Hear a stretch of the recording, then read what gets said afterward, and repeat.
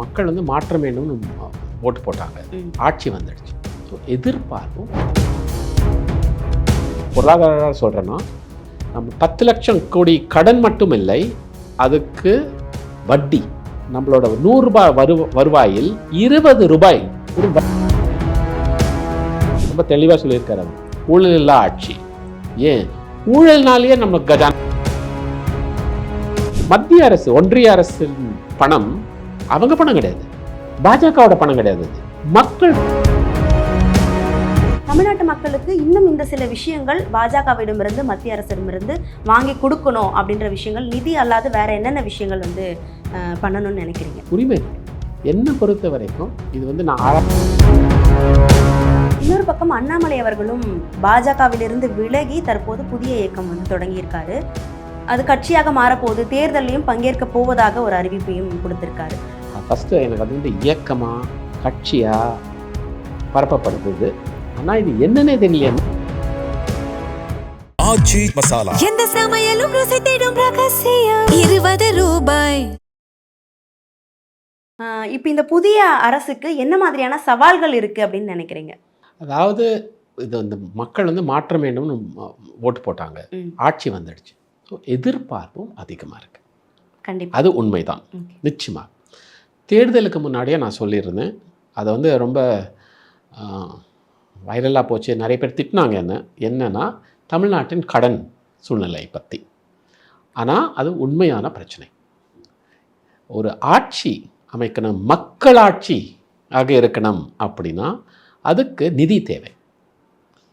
So அதனால தான் மாண்புமிகு முதலமைச்சர் பதவியேற்பு விழாலேயே சொன்னார், கஜானா காலி. அது உண்மைதான். ஏன்னா நான் ஒரு பொருளாதார சொல்கிறேன்னா, நம்ம 10 லட்சம் கோடி கடன் மட்டும் இல்லை, அதுக்கு வட்டி நம்மளோட 100 ரூபாய் வருவாயில் 20 ரூபாய் வெறும் வட்டிக்கே போகுது. 20 ரூபாய். மற்ற மாநிலங்கள்லாம் பார்த்தீங்கன்னா 12-13 ரூபாய் தான் போடுது. ஸோ 20 ரூபாய் வட்டிக்கே போயிடுச்சுன்னா மிச்சத்துக்கு காசு எங்கேருந்து வரும்? ஸோ இதெல்லாம் ஒரு பெரிய சேலஞ்ச் இருக்குது. ஸோ இதற்கு மேலே மக்கள் எதிர்பார்ப்பும் அதிகமாக இருக்குது. ஆகையால் இது வந்து ரொம்ப, அதனால நான் திருப்பி சொல்கிறேன், இப்போ நம்ம வந்து ஆட்சி அமைச்சிட்டோம், கவனம் எல்லாம் ஆட்சியில் இருக்க வேண்டும். தேர்தல் அரசியல் அதெல்லாம் முடிஞ்சு போச்சு. ஸோ இதை வந்து சீரியஸாக எடுத்து பண்ணணும். ஆனால் ஒரு நல்ல விஷயம் என்னென்னா, மாண்புமிகு முதலமைச்சர் திரு ஜோசப் விஜய் அவர்களுக்கு புரிதல் இருக்குது. அதாவது என்ன புரிதல்னா, இந்த பிரச்சனைலாம் இருக்குது, ரொம்ப தெளிவாக சொல்லியிருக்கார் அவர். ஊழல் இல்லா ஆட்சி. ஏன் ஊழல்னாலேயே நம்ம கஜானா காலி என்ற ஒரு இது இருக்குது. ஸோ இது புரிதல் இருக்குது. இதில் கவனம் செலுத்துகிறார் அவர். ரொம்ப ஃபோக்கஸ்டாக இருக்கார் இதில். ஸோ எனக்கு நம்பிக்கை இருக்குது. ஆனால் கஜானா காலி அப்படின்ற அந்த டேர்ம் வந்து ஒரு பொருளாதாரராக அது சாத்தியமா சார்? ஏன்னா ரொட்டேஷனில் தானே இருக்கும் கவர்மெண்ட் இயங்குறது அப்படின்னும் போது அந்த கேள்வியும் பலருக்கு இருக்கிறத பார்க்க முடியுது. ஏன்னா அவர் வந்ததுக்கப்புறம் 1000 ரூபாய் மகளிர் உரிமை தொகையும் கொடுத்ததை பார்க்க முடியுது. சுத்தமாக இல்லாமல் இருந்தால் இந்த விஷயங்கள்லாம் எப்படி பண்ணுவார், அந்த டேர்ம் எப்படி சொல்லுவார் அப்படின்ற ஒரு கேள்வி இருக்குது எல்லாருக்கும். சுத்தமாக நான் சொன்ன மாதிரி நான் உங்களுக்கு வந்து டேட்டாவே கொடுக்குறேன்னு. 100 ரூபாய் வருவாயில் 20 ரூபாய் நீங்கள் வட்டி கட்டினீங்கன்னா அதுக்கப்புறம் 40 ரூபா கட்டாய செலவு. அப்போ எப்படி நம்ம மக்கள் பணிக்கு இது இருக்கும்? அதுக்கு தான் கஜானா காலி அப்படின்றோம். ப்ளஸ் நான் என்ன சொல்கிறேன், இது வந்து தமிழ்நாட்டுலாம் தான் ரொம்ப அதிகம். மற்ற மாநிலங்கள் இந்தியாவில் ஆவரேஜ் வந்து 100 ரூபாய் வருவாயில் 12 ரூபாய் வட்டி கட்டுறாங்க மற்ற மாநிலங்கள். நம்ம 20 ரூபாய் போகுது. அவ்வளோ இது கடன் சுமை இருக்குது. ஸோ இந்த இதில் தான், இந்த அடிப்படையில் தான் அவர் கஜானா காலி அப்படின்னு சொன்னார்.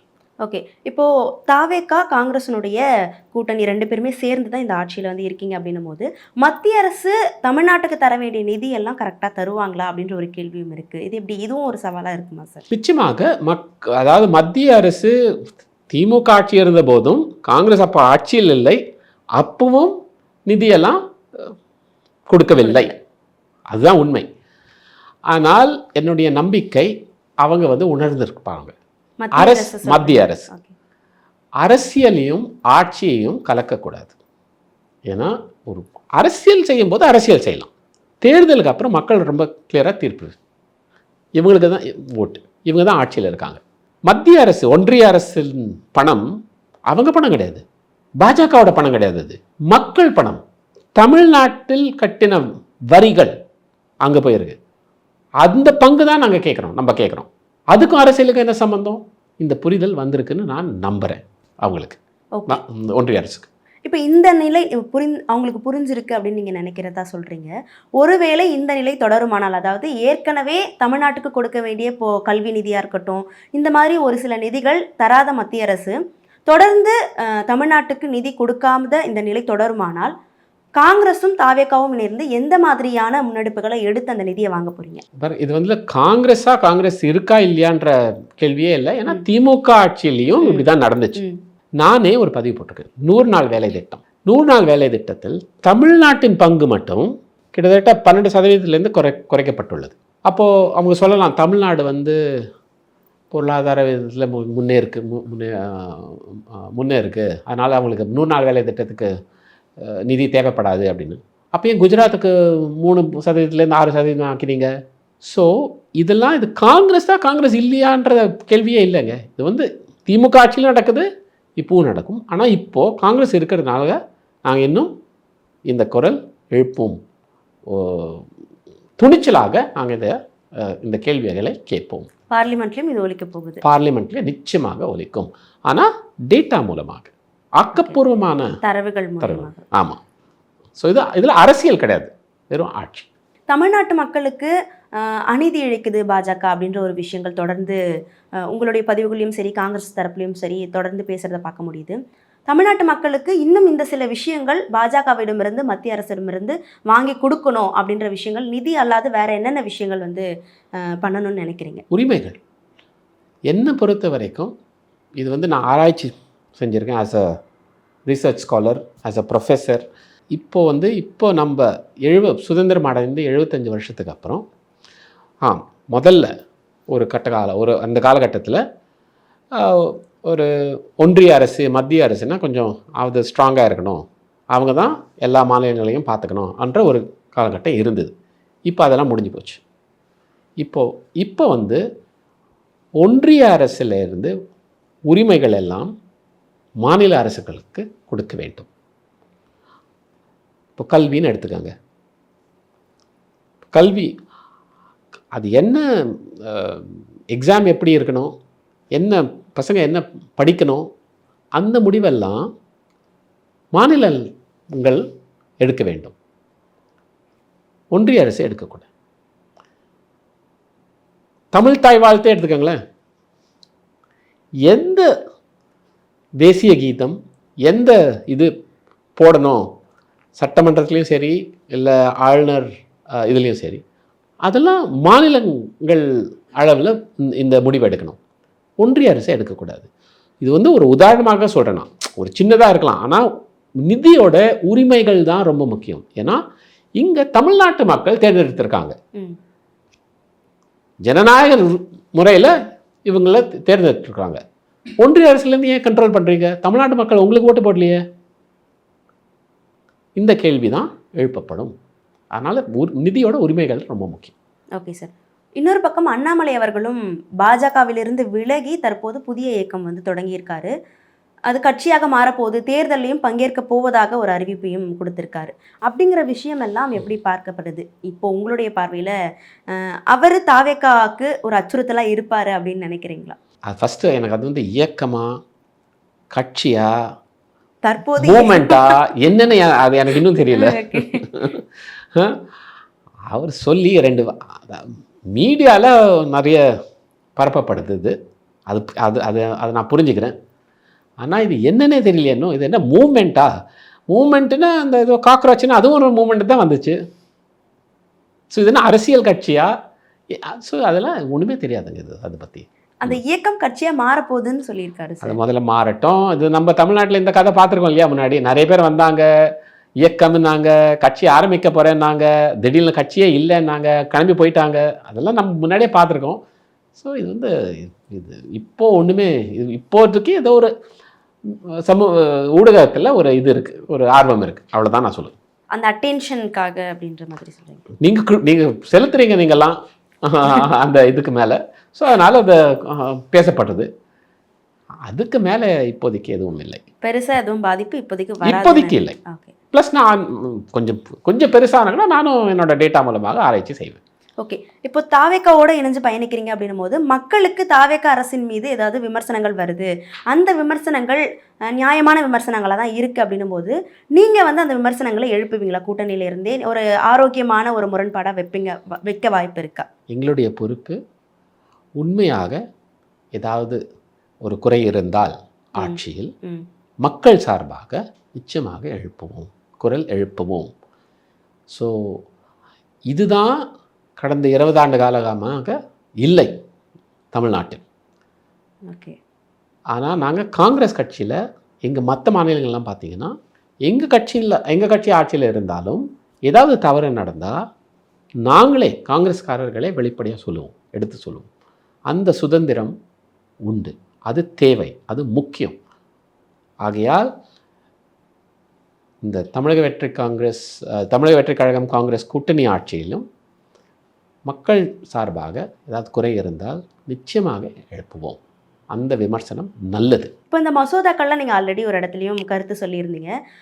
பாஜக தரப்புலேருந்து மிக மோசமான மசோதாக்கள்லாம் கொண்டு வர இருக்காங்க, அது என்னுடைய குரலாக வந்து நான் தடுக்கணும் அப்படின்னு நினைக்கிறேன் அப்படின்னு. நீங்கள் என்ன மாதிரியான பங்களிப்பை கொடுக்கலாம் அப்படின்னு இருக்கீங்க சார்? பார்லிமெண்ட்டில் தான் இந்த மசோதாக்கள்லாம் வருது. இது வந்து ஃபஸ்ட்டு என்னென்னா, இந்த என்ன பொறுத்தவரை என்னோட கருத்து என்னென்னா, இது அந்த மசோதாக்களை நல்லா புரிஞ்சுக்கணும். புரிஞ்சுட்டு அதை ஏன் எதிர்க்கிறோம் இன்னும் ரொம்ப தெளிவாக இருக்கணும். அதுக்கப்புறம் 3வது துணிச்சலாக எதிர்க்கணும். 4வது ஆக்கப்பூர்வமான விமர்சனம் வைக்கணும். இது தவறு, ஆனால் இதுக்கு பதிலாக என்ன செய்யலாம், கன்ஸ்ட்ரக்டிவ் கிரிட்டிசிசம் அப்படின்வாங்க ஆங்கிலத்தில். இதுதான் என்னுடைய செயல்பாடாக இருக்கும். கண்டிப்பாக சார். நிறைய எதிர்பார்க்குறோம் உங்ககிட்ட இருந்து. இன்னும் ஒரு கேள்வி இருக்குது. முதல்வர் விஜய் அவர்கள் இதற்கு முன்னாடி தாவேக்கா தலைவராக இருக்கும்போது பிரச்சாரத்தில் ஒரு வார்த்தையை சொல்லியிருந்தார், உண்மையான காங்கிரஸ் அப்படின்றது எங்களோட தான் இருக்குது அப்படின்ற ஒரு விஷயம் சொல்லியிருந்தார். திமுக கூட்டணியில் இருக்கும் பொழுதே விஜய் அவர்களுடைய ஒரு உறவு பேணப்பட்டிருந்துச்சு. ஒரு கேள்வி, ஐயம் எல்லாருக்குமே எழும்புது இல்லையா? பிரச்சார டைமில் நிறைய பேர் எல்லாம் நிறைய சொல்லுவாங்க. அதை வந்து நம்ம ரொம்ப பெருசாக எடுத்து அதை பெருசுப்படுத்தக்கூடாது. அதெல்லாம் முடிஞ்சு போன கதை. இனிமேலேருந்து இப்போ தமிழ்நாட்டு மக்கள் மாற்றம் வேண்டும், ஒரு வாய்ப்பு கொடுத்துருக்காங்க. ஸோ அந்த இப்போ கவனம் எல்லாம் ஆட்சியில் தான் செலுத்தும். பாஜக எதிர்ப்பு புள்ளியில் திமுக தாவேக்கா இரண்டும் இந்தியா கூட்டணியில் சேர்ந்து பயணிக்க இணைய வாய்ப்பு இருக்கா? அது நீங்கள் திருப்பி கூட்டணி இந்தியா கூட்டணின்றீங்க. இல்லை, அந்த கூட்டணி கொள்கைக்காக இருக்கலாம், தேர்தலுக்காக இருக்கலாம், நீங்கள் சொல்கிறது மாதிரி எதுவாக வேணாமல் இருக்கலாம். ஆனால் சேர்ந்து பயணிக்க வாய்ப்பு இருக்கா அப்படின்ற பாஜக எதிர்ப்பு புள்ளியில் பாராளுமன்றத்தில் ஏதோ மசோதா எடுத்துகிட்டு வராங்கன்னு வச்சுக்காங்க. அதில் நாங்கள் எல்லாம் சேர்ந்து ஓட்டு போடலாமா? தாவேக்காக்கு பாராளுமன்றத்தில் பிரதிநிதி வந்ததுக்கப்புறம் நடக்கலாமே. ஸோ அது பேர் என்ன, சேர்ந்து பயணிக்கிறோமா? அப்போது ஆமாம், ஓகே, அதுவும் நடக்க வாய்ப்பு இருக்குது அப்படின்னு சொல்கிறீங்க. ஏன்னா கொள்கை அடிப்படையில். உங்களுக்கு அரசியலில் ஒரு பிடித்தம் வந்தது அப்படின்னு சொன்னீங்க, எந்த வயதில் வந்தது அப்படின்றது மாதிரி ஞாபகம் இருக்கா சார்? ஏதாவது ஒரு இன்சிடென்ட், இந்த இன்சிடென்ட்னால தான் எனக்கு இந்த ஆர்வம் ரொம்ப அதிகமாக ஆச்சு அப்படின்ற மாதிரி ஏதாவது ஞாபகங்கள் இருக்கா? மேடம், இந்திரா காந்தியோட மறைவு அதுதான் என்னை ரொம்ப பாதிச்சு. ஒரு நாட்டின் பிரதமரை சுட்டு கொள்றாங்கன்னா என்ன, அதுக்கு என்ன காரணம், இவ்வளோ வெறுப்பு இருக்கணுமா அப்படின்ற ஒரு இது எனக்கு அப்போது அது ரொம்ப பாதிச்சுது என்ன. அதுக்கப்புறம் எனக்கு இன்னும் நல்லா ஞாபகம் இருக்குது. ஆஸ் அ தமிழன், நான் சென்னையில் தான் இருந்தேன். ராஜீவ்காந்தி அவர்கள் இங்கே ஸ்ரீபெரும்புதூரில் சுட்டுக் கொல்லப்பட்டார். அது இன்னும் எனக்கு ரொம்பவே பாதிச்சு. அது இன்னும் 7 வருஷத்தில். ஸோ அதுக்கப்புறம் தான் எனக்கு ரொம்பவே ஆர்வம் வந்தது. அதாவது அரசியல்னால் இப்படி தான் இருக்கணுமா அப்படின்னு நிறைய கேள்விகள். அப்போ சின்ன பையன் சொன்ன மாதிரி ஒரு ஐடியலிசம் அப்படின்வாங்க இங்கிலீஷில். ஸோ அந்த அது மூலமாக வந்துச்சு. ஆனால் எனக்கு தெரியும், நான் அரசியல் குடும்பத்துலேருந்து வரல. ஸோ இது அரசியல்லாம் ரொம்ப கஷ்டம், ஒரு குடும்பத்துலேருந்து வரலன்னா ரொம்ப கஷ்டம் அப்படின்னு தெரியும். ப்ளஸ் ஆனால் ஏதோ வாய்ப்பு வந்தது. ஸோ அதுக்கு நன்றி. ஓகே. அதாவது அந்த சம்பவமாக நீங்கள் ஒரு சிலர் அரசியலுக்கு வர்றது இவங்க நல்லா பேசுகிறாங்க, அரசியலேருந்து ஒரு அரசியல்வாதியை நல்லா பேசுகிறாங்களே, இந்த மாதிரி நம்மளும் பேசி மக்களுக்காக நல்லது செய்யணும் அப்படின்ற மாதிரி ஒரு மகிழ்ச்சியான தருணத்தை சொல்லுவாங்க. ஆனால் நீங்கள் ஒரு ஒரு வருத்தமான ஒரு சம்பவத்தினால இதனால நான் வந்து அரசியலுக்கு வந்து மக்களுக்கு ஏதாவது பண்ணணும், ஒரு அரசியல் எதனா பண்ணணும் அப்படின்ற ஒரு உத்வேகம் வந்தது அப்படின்ற மாதிரி ஒரு விஷயத்த வந்து சொல்லியிருக்கீங்க. இப்போ அரசியல் பயணிக்கிற நீங்கள் உங்களுக்கு ஹாபியாக வந்து என்னென்ன விஷயங்கள் இதெல்லாம் நான் வந்து பண்ணுவேன் அப்படின்ற மாதிரி என்னென்ன சொல்லுவீங்க? ஐயோ, அது நீங்கள் என்னோட சோஷியல் மீடியாவில் பார்த்தாலே தெரியும். நான் கிட்டத்தட்ட ஒரு 3 விளையாட்டு விளையாடுவேன். இப்போ நான் கிரிக்கெட் விளையாடுறதில்ல. கிரிக்கெட் விளையாடிட்டு இருந்தேன். டென்னிஸ் ரொம்ப ஆக்டிவாக விளையாடுவேன். இப்போ வரைக்கும் இன்னும் கூட மெட்ராஸ் ஜிம்கானா கிளப்பில் நீங்கள் என்ன வந்து பார்த்தீங்கன்னா எனக்கு அதுதான் என்னோட ரியல் இன்ட்ரெஸ்ட்டு. அப்புறம் பிக்கிள் பால்னு ஆட ஆரம்பிச்சிருக்கேன். ஓகே. அப்புறம் நான் ஒரு பொருளாதார நான் ஒரு ப்ரொஃபஸர் அசோகா யூனிவர்சிட்டியில் விசிட்டிங் ப்ரொஃபஸர். ஸோ நான் போய் கிளாஸ் எடுக்கிறது, சின்ன இவங்க இளைஞர்களோட சேர்ந்து நிறைய இஷ்யூஸ் டிஸ்கஸ் பண்ணுறது, அதெல்லாம் எனக்கு ரொம்ப ஆர்வம். ஸோ எனக்கு ஒரு ரிசர்ச்சில் ரொம்ப ஆர்வம், அதாவது பொருளாதார ஆஸ் அன் எக்கானமிஸ்ட். அப்புறம் 3வது எனக்கு கர்நாடிக் மியூசிக்கில் ரொம்ப ஆர்வம். பாடுவீங்களா சார்? பாடலாம் மாட்டேன், நான் மிருதங்கம் கற்றுக்கிட்டேன். ஆனால் கச்சேரி கர்நாடிக் மியூசிக்கில் ரொம்ப ஆர்வம். ஓகே. ஸோ கர்நாடிக்கில் மியூசிக்லாம் ரொம்ப கேட்பேன். அதுக்கப்புறம் சமைப்பேன். சமைப்பீங்க? என்னென்ன செய்வீங்க? ஆனால் தமிழ் சமையல் தான் தெரியும் எனக்கு. சொல்லுங்க, என்னென்ன செய்வீங்கன்னு சொல்லுங்க. நேயர்கள் வந்து ஒரு அரசியல்வாதியாக ஒரு எம்பியாக வந்து உங்களை பார்த்துருக்காங்க. அப்படின்னும் போது இவ்வளோ நல்லா சமையல் செய்வாரா, இவ்வளோ நல்லா விளையாடுவாரா அப்படின்ற ஒரு முகத்திலையும் பார்க்கணும், காண்பிக்கணும்னு ஆசைப்படுறேன். அது நல்ல சமையல் செய்வேனா இல்லைன்னா அது நீங்கள் சாப்பிட்டு தான் சொல்லணும். ஆனால் எல்லாம் இது காரக்குழம்புலேருந்து எல்லாம் எல்லாம் அதில் தமிழ் சமையல் எல்லாமே செய்யணும். குமுதம் சார்பா ஒரு நாள் வந்துடுறோம், எங்களுக்கு செஞ்சு தருவீங்க? நிச்சயமாக வாங்க. என்னோட காரக்குழம்புக்கு நல்லா இருக்குன்னு தான் எல்லாருமே சொல்லுவாங்க. என் தங்கச்சியும் சொல்லுவோம், என் ஒய்ஃபும் சொல்கிறாங்க நல்லா இருக்குன்னு. ஸோ நிச்சயமாக வாங்க. ஓகே. வேறு என்னென்ன விஷயங்கள்லாம் ஈடுபாடு இருக்குது சார் கலை சார்ந்தேனா? இந்த ஹால் ஃபுல்லாக பார்த்தீங்கனாலே ஒரு கிராஃப்டாக நல்லா வச்சுருக்கீங்க. எப்படி இந்த ஐடியா உங்களோட ஐடியா தானா இதெல்லாம்? Mainly credit to my wife. Okay.